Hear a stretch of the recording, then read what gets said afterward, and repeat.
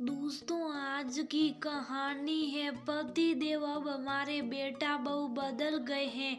दोस्तों, कहानी शुरू करने से पहले अगर आपने चैनल को सब्सक्राइब नहीं किया हो तो कर लीजिए ताकि आपके पास पहुंच सके हर नया वीडियो।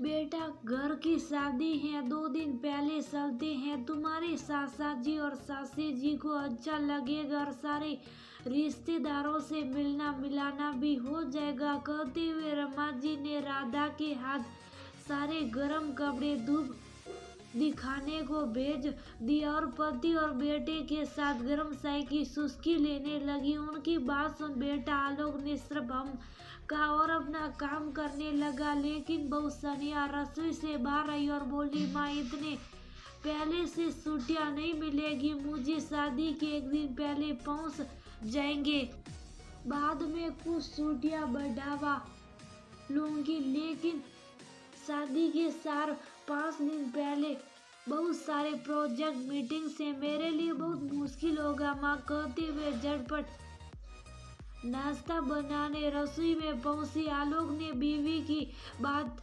सुनी तो माँ से बोला, माँ ठीक ही कह रही है, सनिया पहले पहुंच के करेंगे, रुक क्या हो सकता है कि छुट्टियाँ मिल जाए तो रुक जाएंगे कुछ दिन और वहाँ बेटे का बहू का पक्ष लेना। रमा जी को अखर सा गया। तू न कर बोली, नौकरी करियर और पैसा, इसके अलावा तुम लोगों के लिए कुछ और नहीं है क्या?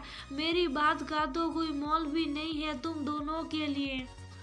उनको परेशान देख सनिया रसोई से आई, आकर उनके पास बैठ उनका हाथ थामा और बोली, माँ ऐसी बात नहीं है, आप जो कहे वह मैं करूं, लेकिन इस समय छुट्टियां बहुत मुश्किल होगी। माँ ऑफिस में कई प्रोजेक्ट आई जिन पर मीटिंग लेना बहुत जरूरी है, इसलिए कर रही हूँ। नहीं तो माँ मुझे भी तो छुट्टियां लेना अच्छा लगता है, मुझे भी अच्छा लगता है कि मैं आप लोगों के साथ बैठूं, सारे फंक्शन इंजॉय करूं, लेकिन क्या करूं, मजबूरी है। बड़े प्यार से अपनी बात रखी सनिया ने, तभी राधा की आवाज आई, भाभी नाश्ता मैं बना दूं क्या? नहीं राधा, मैं आ रही हूँ, आज का नाश्ता मैं अपने हाथों से बनाऊंगी, रुक मैं आ रही हूँ तो अपना सफाई का काम निपटा ले। कहते हुए भागते हुए रसोई में गई, लेकिन उसकी बातों से संतुष्ट नहीं रमा जी गुस्से से बुनबुनाते हुए बोली, तो क्या कहूँ कमला से मैं हम लोग नहीं आ सकते क्योंकि मेरी बहू को ऑफिस से छुट्टी नहीं मिलेगी।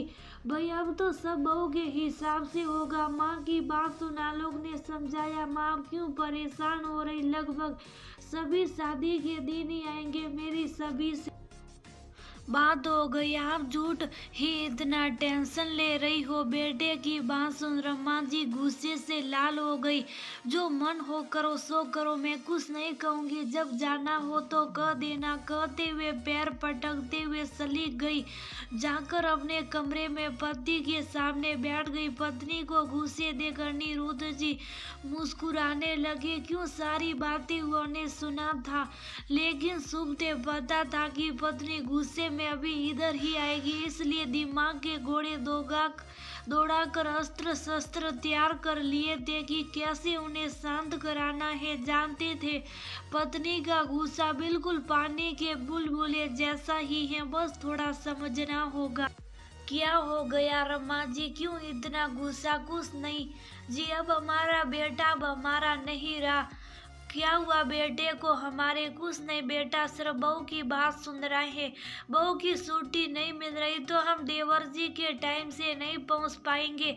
अब तो सच दुनिया पलट गई है बेटे, बहू के हिसाब से मेरी जिंदगी चलेगी। अनिरुद्ध जी हंसने लगे, मुस्कुराते हुए आकर बैठ गए, हाथ पकड़कर बोले, रमा जी हर सिक्के के 2 पहलू होते हैं, तुम एक पहलू ही क्यों देख रही हो? बहू को देखो जरा, हर रविवार को हमारे पसंद का नाश्ता खाना सब बनाती हैं, जबकि साथी तो राधा से ही सब कुछ करा लेती और छुट्टी में आराम करती, लेकिन वह हर छुट्टी में हमारे मन के हिसाब से अपना दिन बिताती हैं।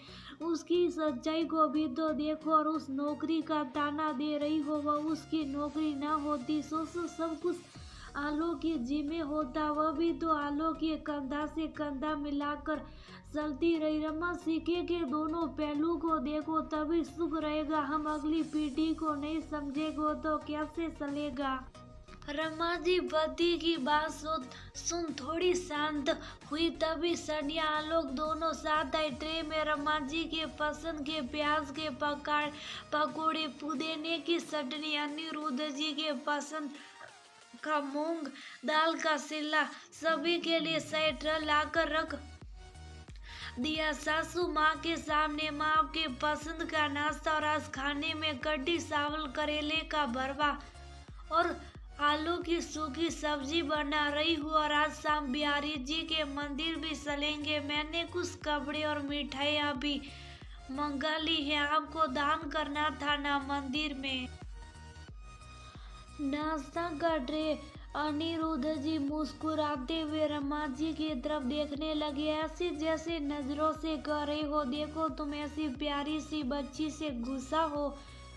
रमा जी की नजरें झुक ही, लेकिन मन में तकलीफ अभी भी थी। सनिया ने एक पकौड़ा उठाया और उनके मुंह में डालते हुए कहा, माँ आप अभी भी गुस्सा हैं क्या?